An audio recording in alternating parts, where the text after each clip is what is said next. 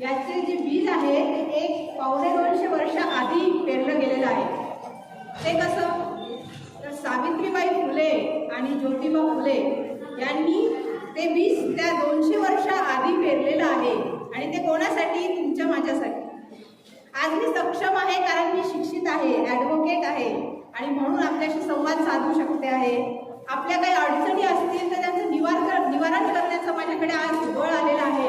आणि हे सगळं कशामुळे आहे? तर माझ्या शिक्षणामुळे आहे। आज हे शिक्षण मी घेऊ शकले ते केवळ फक्त सावित्रीबाई फुले आणि ज्योतिबा फुले यांच्यामुळे। मैत्रिणींच्या 3 जानेवारी 1831ला जेव्हा महिलांना आपला कमजोर किंवा शिक्षण घेण्यासाठी अयोग्य शिक्षण घेण्याचा अधिकार महिलांना नाही असा अंधकारमय समाज होता, तेव्हा या वाघिणीचा म्हणा, दामिनीचा म्हणा जन्म झाला त्या समाजात झाला। आणि अवघ्या वयाच्या 9व्या वर्षी म्हणजे 1840 मध्ये त्यांचं लग्न ज्योतिबांसोबत झालं। आज 9 वर्षाच्या मुलीला काहीही कळत नाही, संसार, नवरा, सासू सासरे काही कळतं का? पण त्या वेळेत 9व्या वर्षी त्यांचं लग्न ज्योतिबांसोबत झालं। पण ज्योतिबांनी काय केलं? घरातच सावित्रीबाईंना शिक्षण देण्यास सुरुवात केली, स्वतः शिकवण्यास सुरुवात केली। आणि सगळ्या समाजाचा विरोध असताना, समाजाकडून नको तेवढ्या अपमान होत असताना सावित्रीबाईंनी सुद्धा त्यांना अतिशय हिमतीने साथ दिली आणि स्वतःचं शिक्षण घेतलं। त्यांनी जसं ज्योतिबांनी त्यांच्यासाठी जे स्वप्न पाहिलं ते स्वप्न साकार करण्यामध्ये त्यांनी पूर्ण मेहनत घेतली। आणि दोघांनी मिळून भिलेवाडी इथे पहिली मुलींची शाळा सुरू केली। म्हणजे काय स्वतः शिकले नाही तर त्यांनी मुलींना सुद्धा शिकवायला सुरुवात केली, म्हणजे स्त्री शिक्षणाचा पाया घातला। आज या मंचावर सामाजिक न्याय व विशेष सहाय्य विभाग, आऊसाहेब प्रतिष्ठान आणि दामिनी महिला संघर्ष समिती यांच्या संयुक्त विद्यमाने सावित्रीबाईंच्या जयंती प्रसंगी या कार्यक्रमात बोलताना मला खरंच फार आनंद होत आहे। कारण एक मी स्त्री आहे आणि आज मी एवढी सक्षम शिक्षित आहे की मी अजून महिलांना त्याच्यासाठी प्रेरित करू शकते, त्यांना मार्ग दाखवू शकते। आणि ही ज्ञानाची ज्योत पेटवली कोणी? तर सावित्रीबाई। हा झाला ज्ञान घेण्याच्या अधिकाराच्या विषयामधला आपल्या आतापर्यंतचं बोलणं। सावित्रीबाई ह्या देशातल्या पहिल्या मुख्याधिपत्या होत्या। त्यांनी मैत्रिणींवर शिक्षणासाठी हा आटोक्यात का केला? का बरं एवढा त्यांनी त्रास त्यावेळेस सहन केला? कारण समाजाची आणि महिलांची दशा आणि दिशा दोन्ही बदलण्याचा एकमेव माध्यम म्हणजे शिक्षण। शिक्षणच फक्त माणसाला उन्नतीच्या पदावर घेऊन जाऊ शकते हे त्यांना तेव्हा कळलं होतं। आणि समाज जर सुधरवायचा असेल तर आधी कुटुंब आणि कुटुंबासाठी शिक्षित स्त्री, हे फार मोठ्या काळाची गरज आहे। हे ओळखून त्यांनी स्त्रीचं शिक्षण सुरू केलं आणि त्याच्यासोबतच अस्पृश्यांसाठी, दलितांसाठी सुद्धा लढा दिला। त्याचं दुसरं कारण म्हणजे समाजात न्याय जर नांदवायचा असेल तर समानता हवी हे त्यांना माहीत होतं आणि त्याच्यासाठी त्यांनी फार प्रदीर्घ लढा दिला आहे, खूप काही सोसलं आहे आणि ते शिक्षण मुलींसाठी सुरू केलं आहे। आणि त्यावेळेस त्यांनी उचललेलं हे पाऊल खरोखर आजच्या भारतीय आधुनिक महिलेचा सामाजिक जीवनाचा पाया किंवा खरी सुरुवात तेव्हा झालेली आहे असं माझं तरी म्हणणं आहे। त्यांनी हा पाया घातला आहे। झाला हा शिक्षणाचा संबंध झाला। आता आपण येऊ संविधानावर। जसा शिक्षणाचा अधिकार आपल्याला सावित्रीबाईंनी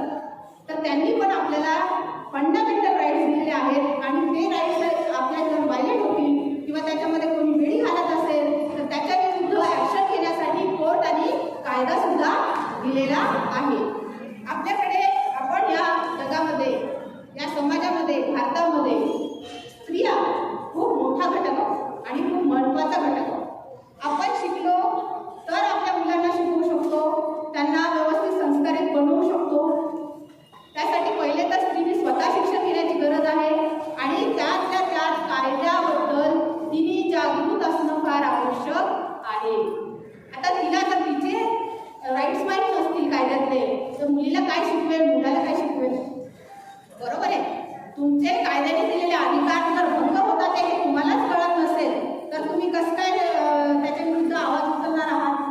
त्यासाठी घरातल्या मातेला, कारण माता काय असते? निर्माता. माता ही निर्माता असते.